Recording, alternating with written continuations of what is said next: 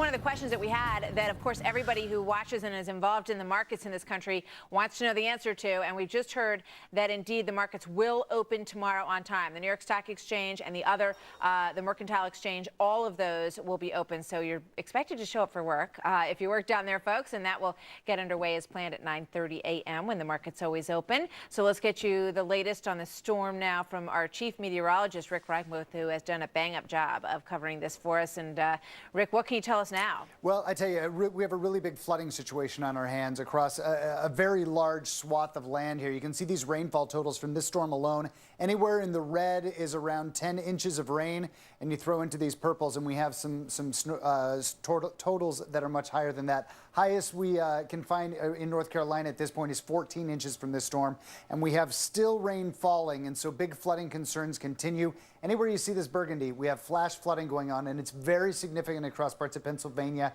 and parts of New Jersey, up towards areas of upstate New York, in around places like the Poconos and over towards the Catskills and the Berkshires, Adirondacks. We're starting to get that higher elevation. It brings out a little more moisture, and then all of that water funnels down very quickly through those canyons and mountainous areas. So big problems. We're still dealing with the rain here. It's just now not across areas like kind of the big cities, although we'll see another band, I think, move through Philly, and then maybe one move through New York again. But the heaviest of it is across areas far, far to the north, northern Vermont, northern areas of New Hampshire, and a lot of Maine. They still probably have about another 6 hours before this is gone and moves in towards parts of Canada. Martha. All right. Thanks so much, Rick. Rick Reichmuth watching it with his help throughout. We'll keep it posted. We've heard about a new warning about a health hazard churned up by Irene. It's called sea foam. Irene is washing all that foam up off the East Coast shorelines, and it can be dangerous because of what's in it.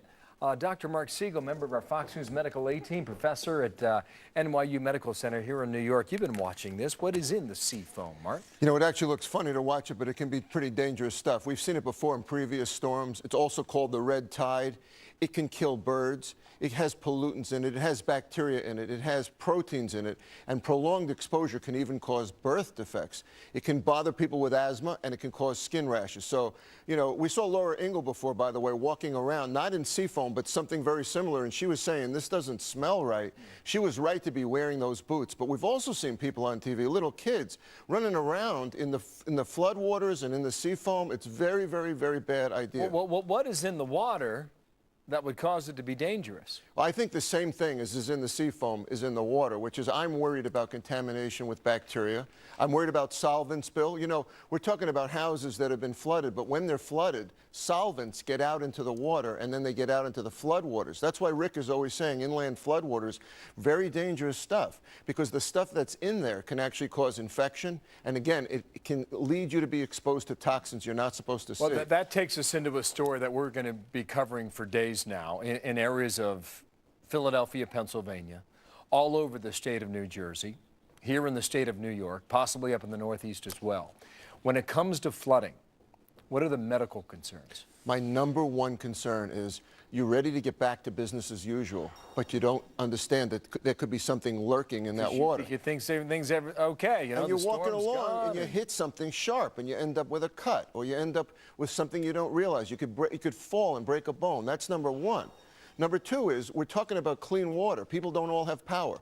You know, so that water is filthy water, and you get exposed to that, you can get infection. We could see dysentery happening. We don't need dysentery on top of people being dehydrated from not having enough water. I'm concerned about that, and then I'm concerned about the long-term risks of being exposed to this. At what point do the public officials come out and say, boil the water? I don't think we're there yet. Is that happening anywhere right now? Well, when you talk about 5 million people in the United States without power, if they didn't put aside potable water, the recommendation is 1 gallon or more a day for each person. If people don't have that, they're going to have to boil the water if they have the facilities to boil the water. A lot of this stuff, frankly, is common sense, but it's a good reminder because people are going through a period of their lives that many do not want to go back to. We've seen it in years past, and we're going to see it now, Mark. Well, Bill, one more thing on this. You know, elderly people, I'm really worried about, our young children. People are used to living on the grid. We're used to power. You take that away for a day or two. You don't have your medications, you don't have clean water, you're in trouble. All right, Mark, thank you. We'll rely on you in the coming days, too, okay? Mark Siegel. Thanks, Bill. All right, Martha. Well, Bill, the damage and the destruction that we've been witnessing and all the pictures that we're getting in right now is just really starting to be tallied, and estimates are already well into the tens of millions. Coming up, we've got a live update on the damage in the state of Maryland that we want to bring you. Stay tuned for that. More with me, more with Bill, all of us coming up right after this.